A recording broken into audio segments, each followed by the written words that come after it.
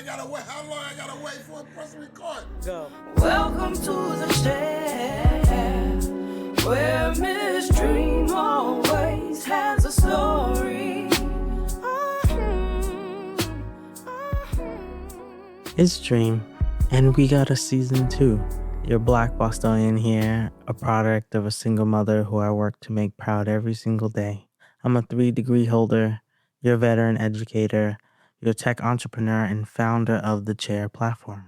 My platform is dedicated to supporting Black and brown people on their hair journey by creating hairboards, connecting to hairstylists, and sharing haircare tips for a more joyous experience. My podcast is about sharing hair stories, educator stories, entrepreneurship stories, and stories surrounding identity with goals to leave you laughing, learning, and advocating.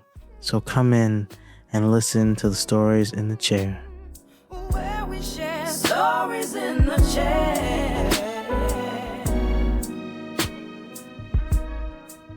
Hello, beautiful people. This is Sean. Sean, can you please introduce yourself?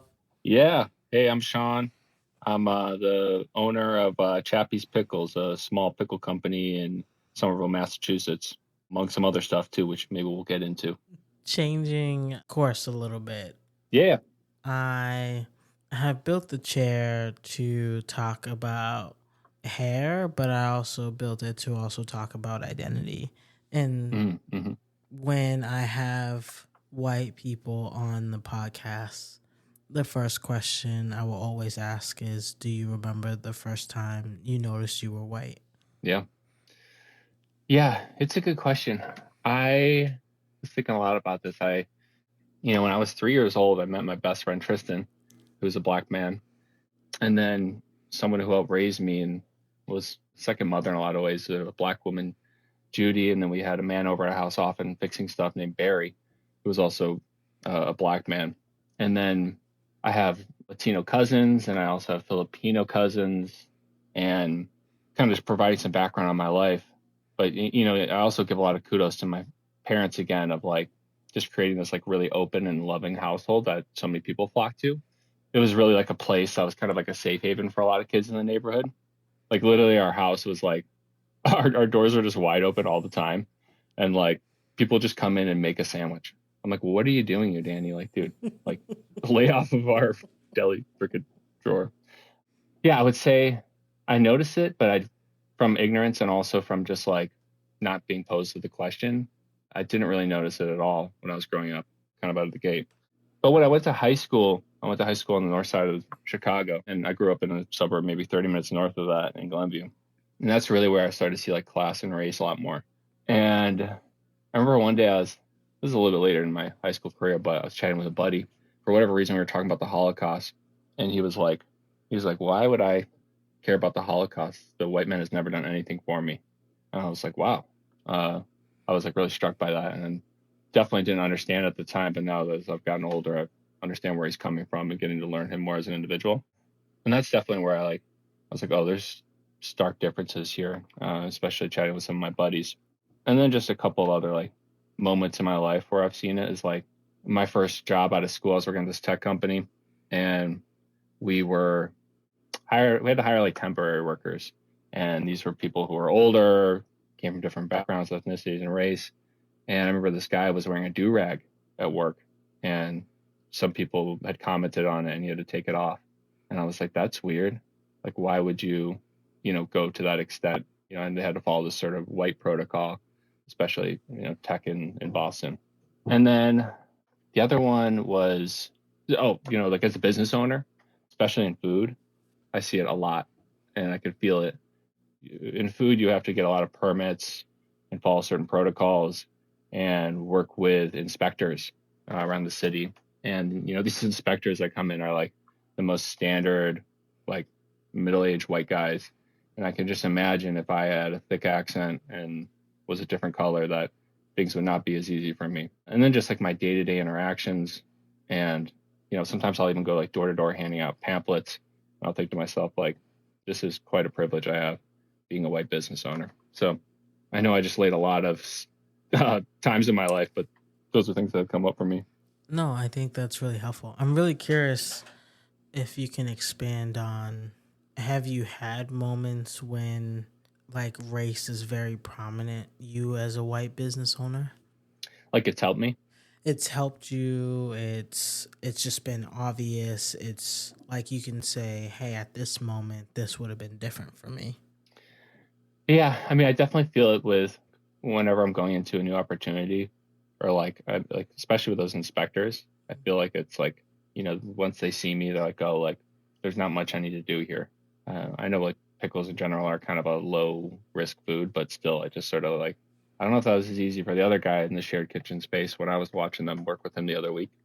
And then that's really the main one that kind of sticks out to me. I find this topic is really interesting for me because there are a lot of white men in my life from school, from workspaces that I've been in. And when the two of us are together or we're entering into a space together, there's always that questioning look of like, how do you two know each other? It's never the conversation of, oh, this is normal, or oh, they may actually have a relationship of some sort.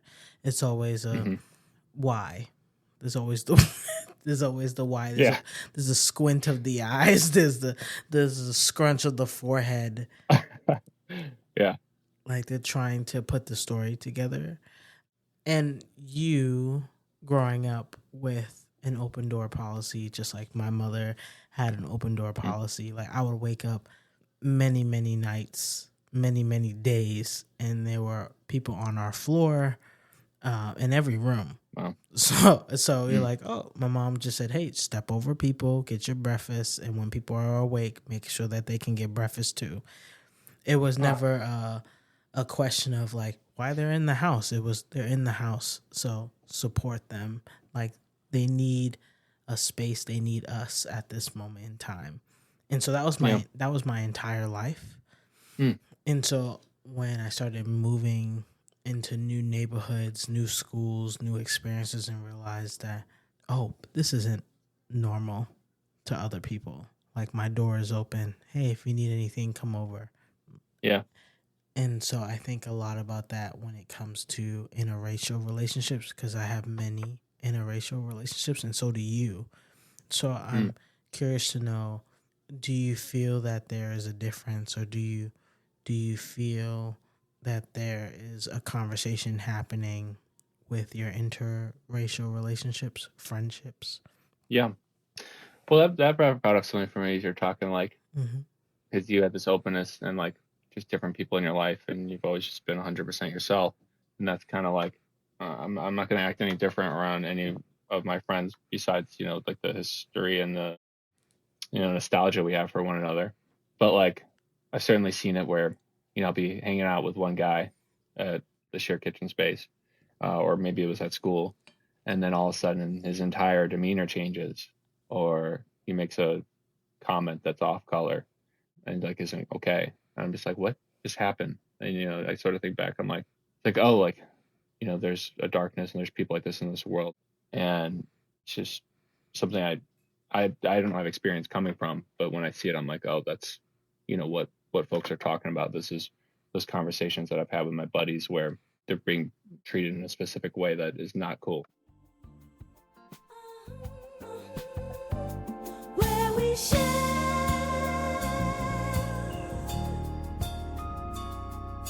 stories in the chair.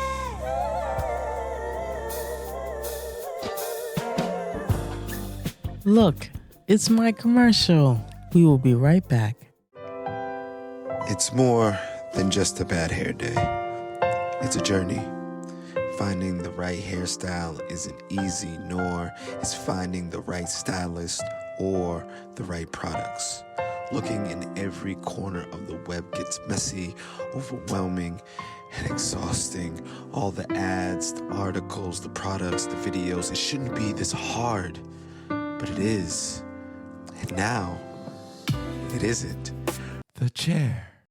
A black and brown centered platform where you can design hairboards, connect to hairstylists, and share hair care tips for a new, joyful path on your hair journey. Avoid the clutter, save yourself hours, months, and even years of research and poor trial and error. Everything you need and only what you need is in one place. Hairboards made by people like you, for you.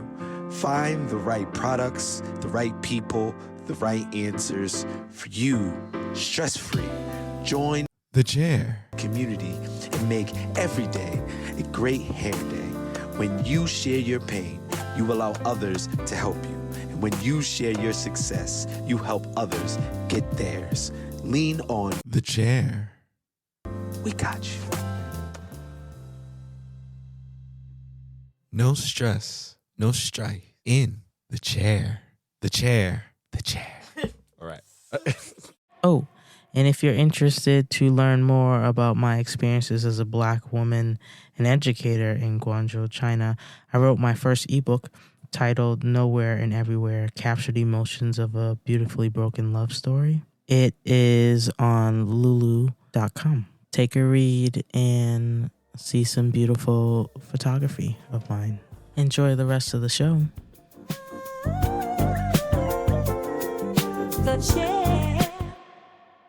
I was at your wedding. I was in your wedding. I saw that there was a mixture of all of us there. Uh-huh.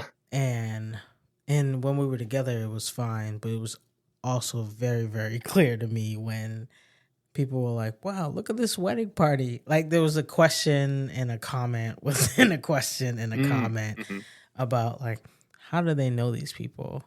How are they that comfortable to be in the party? Like I think about like your partner. One of my favorite people in the world is a white woman, and there have been times when we are together outside and we're at a restaurant and people are giving us side eyes, or they don't know that we're at the same table, or they don't assume that we're at the same table. Like there's a lot of those moments that we have to work through together because we are an interracial friendship. Yeah. I would say I initially for a long time always thought of my friendships just as friendships. And then, as like, especially in like 2000 or like when the George Floyd happened, and that sparked a lot of conversation, and kudos again to Mallory. She was like, I think your friends would really want to hear from you. I think you should reach out to them. And I was like, that's a good idea. So I started chatting with people, and that brought me a lot closer and started learning a bit more about my friends' experiences.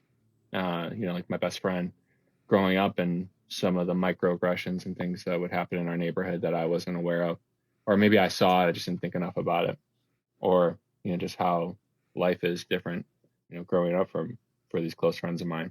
And I also thought a lot about like how my experiences, my life would be so much different without, these Black people in my life. It's like pop culture, my music, my food, everything that I feel like is unique for me would be completely different. So, and kind of talking about, there's also a little bit of an age gap with my best friend. That was really the only thing that when we were growing up is like, who's this like, why is this like 12-year-old kid and this 6-year-old kid hanging out together right now? And why is one like a Black guy that's a skyscraper and the other one's just like a short dork? So that would get a lot of like, what is like, how is this, why is this happening? But those are kind of the main ones, not that I can think of. And I would like to have a lot more of those conversations when I think about it. Like, I don't know if you have a lot of like I'm sure you have a lot of long distance friends. It's just like whenever you call them, so it's like that first hour and a half just trying to catch up, and I want to like get to that 5th or 6th layer level of conversation. Yeah, definitely.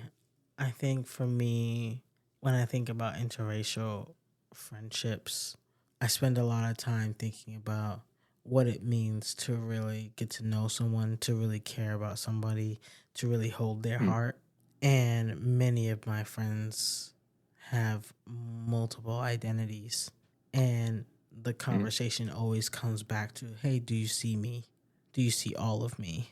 And I'm always a person who says, hey, I want all of you to be open in my space, in your space? How can I support you here? How can I be the friend that you want me to be here?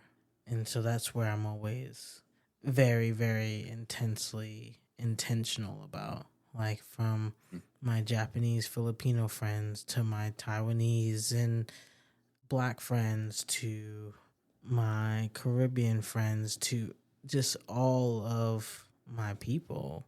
And some of our experiences may be similar, but not all of them.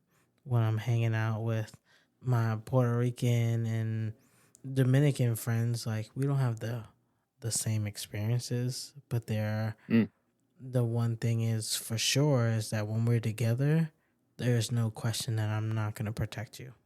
Yeah, I love that. It's interesting that there's also the kind of conversation of like, especially like with like women to women, in that relationship and like men to men. Because with men, it's like I like to like really get in front of like the vulnerability with my buddies. It's like, I love you. I'm gonna tell you I love you. Like because I know a lot of guys are gonna put up this front of like, we're gonna act tough and maybe not talk about our feelings. And I love to like try and break through that. And I'll be the first one to kind of just like, hey, how are you doing? Like let's talk. Like, we don't need to put up these guards against each other. Like we've known each other forever. So that's something I really like to do with my buddies, and that hopefully brings them closer. I feel like for a lot of guys, like we just love to, probably not love, but just something we do is to really shut ourselves off, not reach out to anyone, kind of lone wolf it or something like that. And it's just not kind of a healthy thing for a lot of men. It seems like it's a real problem in our society. So like I really like try to call my friends and let them know I'm there for them. I want to talk to them about their experiences in their life. That's like always an effort for me on a day to day. It's like, let me try and call one person I haven't talked to in a long time, because I'm sure it'd be great to catch up with them. And that also feeds me too. I'm like, I get a lot from this as well. Have you seen that trend that's going around about men saying goodnight to their besties? Yeah, I love that. It's so funny. It's so crazy though. It's just like, that's like how stuck in our ways and like not vulnerable we could be. Like a guy calls you and like you can get that mad about it. Like relax. But a lot of them seem like they're having fun with it. But it's just, yeah, I love that. If you can give a piece of advice when it comes to men and interracial friendships, what would it be? I would say, I mean, really just like picking up the phone and calling your friend is the first step. A lot of my buddies, you know, I think a lot of people get bogged down with their day, and maybe some people don't like to talk on the phone, but like a lot of people would love a call. It's just picking up the phone and just having a general conversation and like starting that friendship. Men like really love to do a lot of activities that don't require that third or fourth layer of conversation.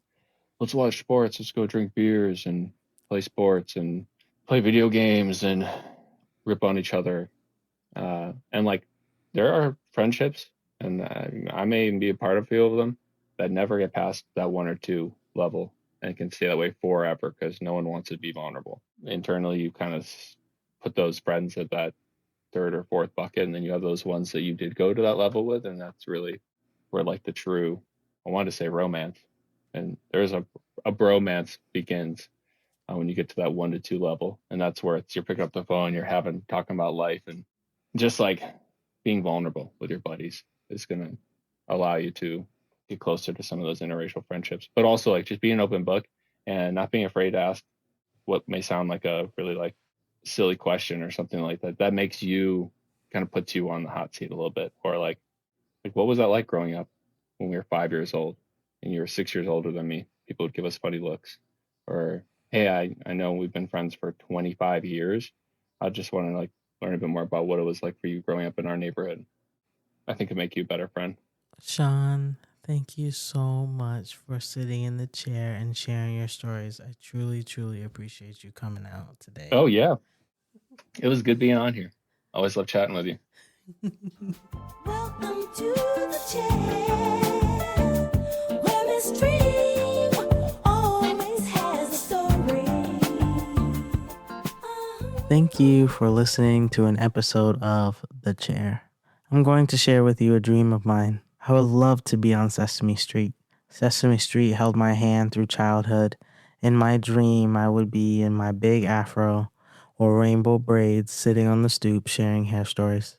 I would like your help, please, by doing all the things like leave a review, share it with someone who would benefit from hearing this episode. And if you know someone who knows someone who knows someone at Sesame Street, share your favorite episode with them, and I'll make you some of my famous chocolatey hot chocolate.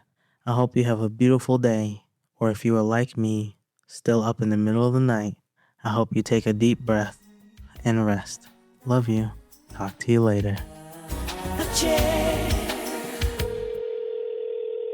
Hello. Please leave a message after the tone. Dreme, hello. I just wanted to tell you you're wonderful.